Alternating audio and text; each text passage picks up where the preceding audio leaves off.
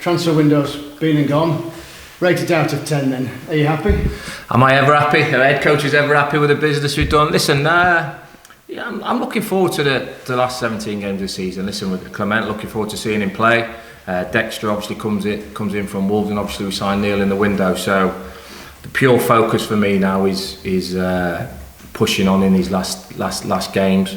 Still an awful lot of points to play for. I know what my squad is, although we'll still be looking in the free market potentially as well. But as things stand, just working hard with my staff now to put on a performance against Stockport. Now shall we say, the circus is closed. Indeed. Well, all right then. You mentioned it. Free market.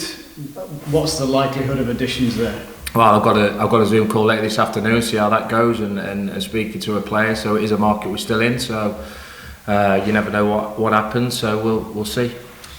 Rodriguez, why him? Listen, the recruitment teams work really hard all the window to identify players. We've seen how competitive this transfer window has been. We see a hell of a lot of clubs up there making massive investments. It's not a great time to do business, and we feel like we find a little gem there, and I'm looking forward to seeing him play Saturday. So we'll see how he goes. I know my past experiences in windows sometimes is that players can come into clubs and get written off before they kick the ball. And I always say, let's assess players when they leave the club, see what they've achieved, see how they've played for the football club, and then people can form an opinion then. But me personally, he's fitted in well with the boys. We've got a couple of lads who speak French as well, which obviously helps. He looked bright in training the other day. I'm looking forward to seeing him in action. So he can play then, the permits come through? Yes, no problem at all, yeah. From the outside looking in, you obviously wanted a striker, we've discussed it many times. This lad's come through the door. There seems to be quite a bit of pressure on his shoulders to perform then, isn't there? Listen, what I do know is that our fans are fair. I know there's a lot of frustration out there, but our fans are fair fans. And whoever represents our football club, as long as they represent it the right way, the fans will get behind that, whatever individual player it is. There's pressure on all players, there's pressure on me. I'd rather be the one that takes the pressure. I come in the building and said that I want to get us in that top 6 this season, and that's still the aim. We're still in for that opportunity to be able to do that. So the pressure's always on, the pressure's always there for players, and as long as they're giving everything for the shirt, I know fans will be happy. So what would you say to those that are miffed after the close of the transfer window and don't think that the squad is stronger than maybe it was at the start of it? Everyone's entitled to an opinion. I get that. I understand that. I think you look at League One this season, and the difference is this season is that there's a hell of a lot of more teams with a financial clout that's been stronger than it's ever been. Okay, stronger than it's ever been. You can see that clubs that have come up have been so strong in the market, and the clubs that have come down have, and it's just made for a real competitive league. And if you rewind into the summer, what I said and what every head coach and manager said is this is the hardest League One's going to be, been for numerous years. You guys were in agreement with that. Managers and head coaches all up the country was in agreement with that, and that's what it is. So you either sit here and feel sorry for yourself and think, oh, I wish we had him, wish I had him, wish I had him. Of course I do. Or you get on with it. And I'm the sort of guy that gets on with it and to try and finish the season really, really well with loads of points to play for starting Saturday. Financially it is extreme this year. Just before we wrap this off and move on to other things, clearly ins and outs, 2 of them are like for like, goalkeeper and then full-back. So we've been through the goalkeeper scenario last week, but swapping Lembakisa for Lofthouse, what's the thinking there? Yeah, Lofthouse wanted to be guaranteed more minutes in the second half of the season, and we're not managing to be able to guarantee anybody that. It's all on performance. He was frustrated the first half of the season. I particularly wanted him to stay and fight for his place. He didn't want to do that. He wanted to take the loan opportunity, and I only want players that want to be part of what we're trying to build second half of the season. So that was a pretty easy one for me, because I didn't want any negativity around the squad second half. So he goes and tries and gets some games at Burton, and we'll see how he does. But for me, it was not an hard decision. As soon as a player mentions that he wants more minutes, more game time, I understand that. I understood it from his point of view. He sees 2 left wing backs and Neil can play wide as in Neil on the left hand side, and you see Corey O'Keefe, who's second in the assists in the league, so he doesn't see much game time for him. So that's why he wanted to take that opportunity. So we managed to bring in Dexter to add competition for places as well. So I think, correct me if I'm wrong, the only sort of selection issue is Farrugia. How's his rehab coming along? Yeah, he's had a light week training. He's stepping up a little bit back end of this week, so hopefully not too far away. And after the circus, Stockport, and a huge match. There's not a great deal points-wise between Stockport and Barnsley right now.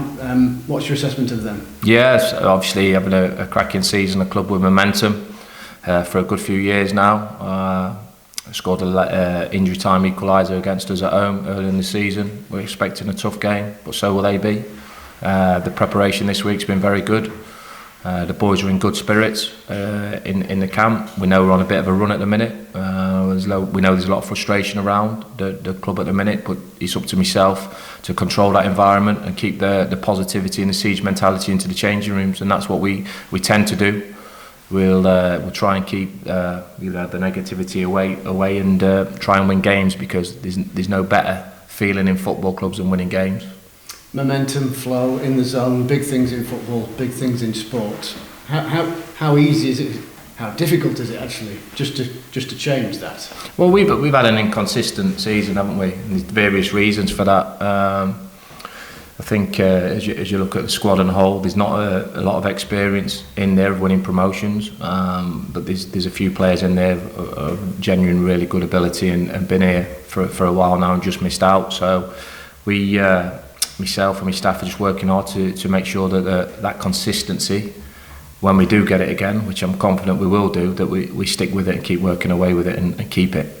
Because in terms of message sending, Stockport and Huddersfield, I'm sure you want to win them both, obviously, but great opportunities for big performances to kind of reignite good form. Yeah, we're really looking forward to the game. I really am. It's lunchtime kick-off again. We're looking to go there and win the game. Every game we play from now to the end of the season, as we have in all the games, really, we're going to go and win it. Draws are not really great, to be honest with you. I want to be winning games and keeping ourselves there. I think we're 4 points off, is it 4th, 5th place, where there's about 9 teams that can potentially get into that top 6, and we're one of them. So there's as much support as we can get. We're much appreciated, and we'll try and get a positive win for our supporters. Hi, Darrell. Obviously, Ben Killip and Sam Cosgrove both left as well. Can you just talk a bit through the thinking behind that and how that came about?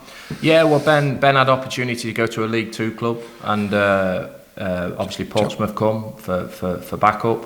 So he's gone in there to, as far as I know, to be a backup keeper. Got their number 2 keeper, I think, is injured at the minute, but he wanted to take the opportunity to try and get into their team, where he might have chose the team where he'd probably played more games for.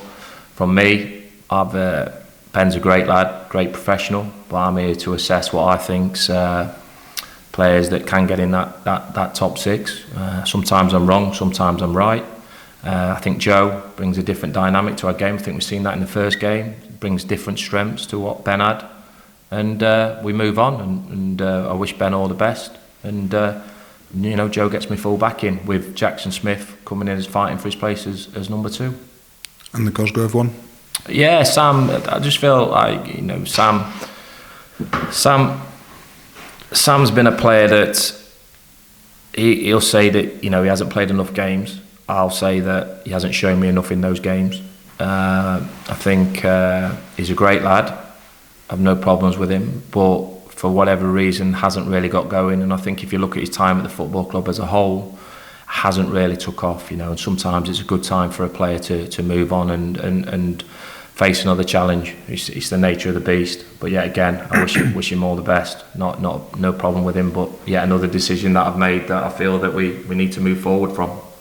And Josh Benson didn't go, and was there a chance of him potentially leaving? And what do you see the rest of his season looking like? There was. Josh was available. Josh is he's been at a club a long time. He's mentally he's had been through the ringer with all his injuries and his challenges he's had. Plays a few games and been injured, but he will be part of the group.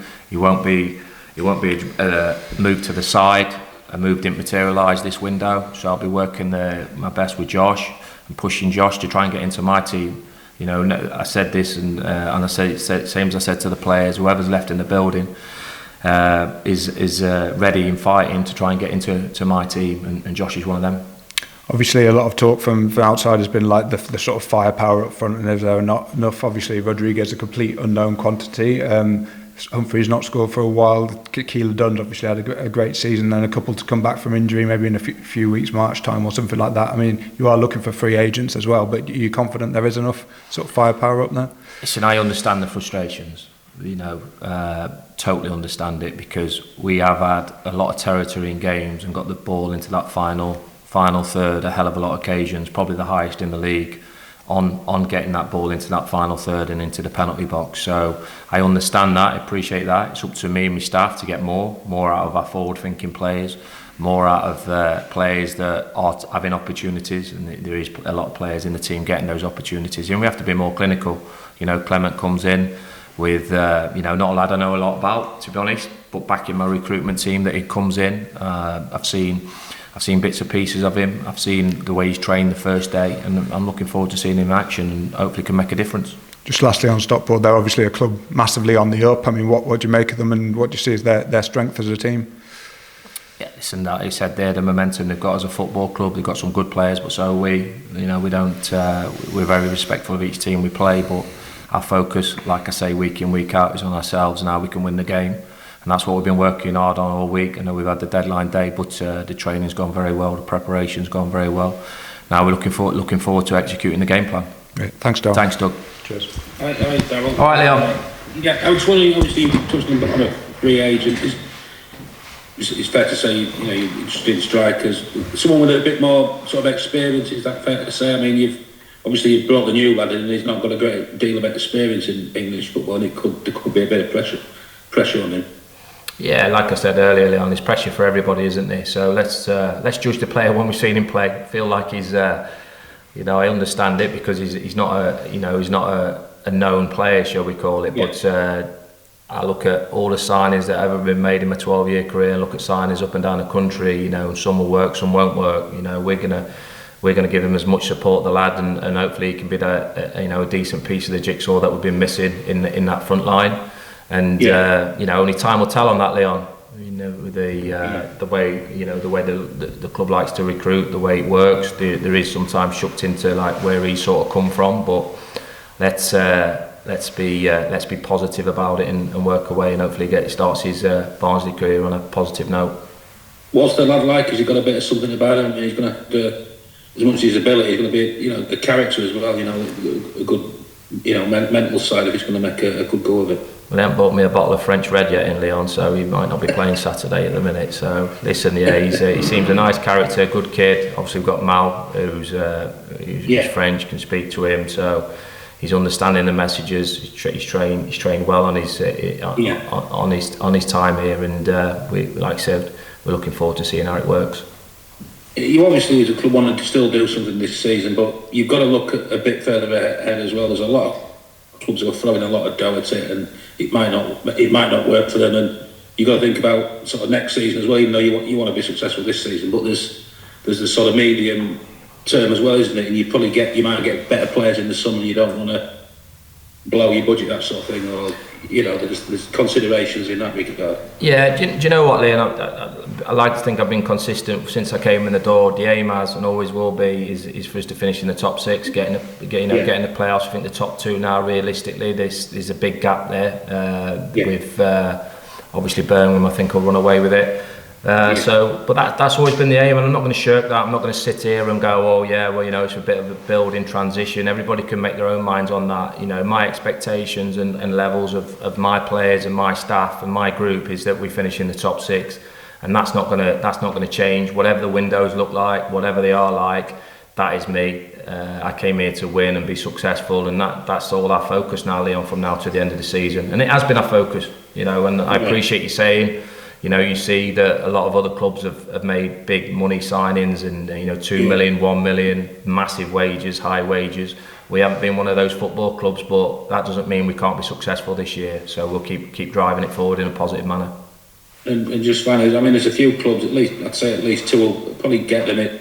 Who'll get in. They'll have had rough parts of the season, won't they? If you look at Birmingham, Wrexham, and Wickham, it's been pretty fine for them, but there'll be a few who've had their ups and downs in it, so I suppose it's who who holds in there and who finishes well, really. Yeah, it is, but probably no dissimilar to what we thought, Leon, isn't it? Really, in the summer, mate. If we're all sat here being honest, we knew it was going to be a challenge. We know it's going to be a tough challenge, but we're in that challenge. You know, we've had a dip the last 4 games. Yes, we have a frustration with the group and not getting those consistency levels right, and there is a frustration around the football club. But that doesn't mean we can't be positive and go and attack the next 17 games to see where we land. Yeah, best of luck, Darrell. Leon, Ledge, cheers, brother. Cheers, pal.